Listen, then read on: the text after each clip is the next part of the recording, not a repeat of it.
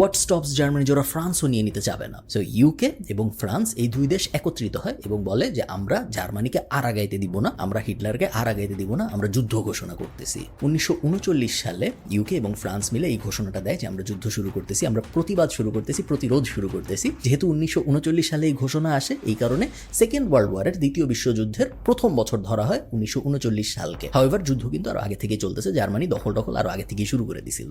যুদ্ধ শুরু হয়।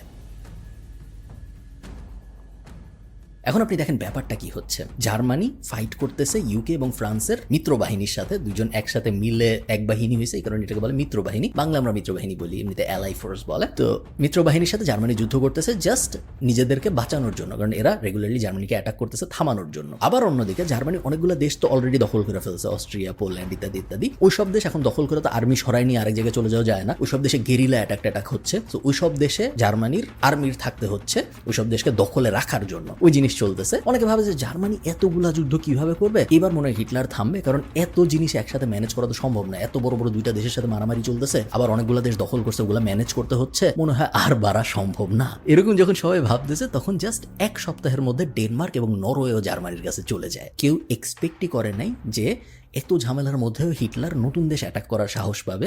হিটলার ঠিক এই কাজটাই করে, নতুন দুইটা দেশ জার্মানির ভিতরে ঢুকে পড়ে। তার কিছুদিন পরে আপনারা বুঝতে পারতেছেন কাহিনী কোন দিকে যাচ্ছে। বেলজিয়াম এবং নেদারল্যান্ডও জার্মানির কাছে চলে যায়। সেম পদ্ধতি, জার্মান আগ্রাসন বাড়তে থাকে। সিস্টেমটা এমন ছিল যে একটা দেশ দখল করতেছি, ওই দেশে কিছু জার্মান আর্মি বসাচ্ছি, তারপরে বর্ডার পার হয়ে তার পরের দেশে চলে যাচ্ছে। এবং ইউরোপ আপনারা যারা ম্যাপে দেখবেন, আপনারা দেখবেন যে একের পর এক দেশ, পাশাপাশি দেশ, সেনজেন ভিসা, এক ভিসায় 28টা দেশ, ওই ব্যাপারটা। একের পর এক দেশ এবং জার্মান আর্মি একের পর এক দেশ দখল করতে করতে আগায় যাচ্ছে।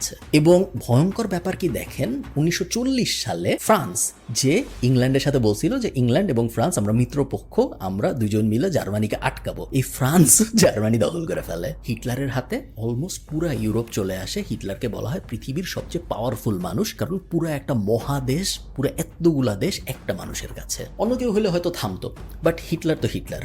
ও বলে যে থামবো কেন, এত দূর পর্যন্ত আসছি, এতগুলা দেশ দখল করছি, আমরা আরেকটু আগাই, আমরা রাশিয়াও দখল করে ফেলার চেষ্টা করি। মস্কো শহরটা অনেক সুন্দর, মস্কো শহরটাকে আমার অনেক ভালো লাগে। আমি আমার আর্মিকে বলবো তোমরা আরেকটু আগাও, আরো কিছুদিন মনোবল রাখো, যদি তোমরা মনোবল রাখতে পারো তাহলে আমরা মস্কো দখল করে ফেলতে পারবো। অপারেশন বারবারোসা বলা হয় এই ব্যাপারটাকে।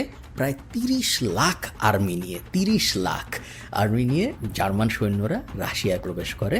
উদ্দেশ্য পুরা রাশিয়াকে দখল করে জার্মানি বানায় ফেলা। ইনিশিয়ালি মনে হচ্ছিল জার্মানি জিতবে এই যুদ্ধে। হাউএভার রাশিয়ান আর্মি খুবই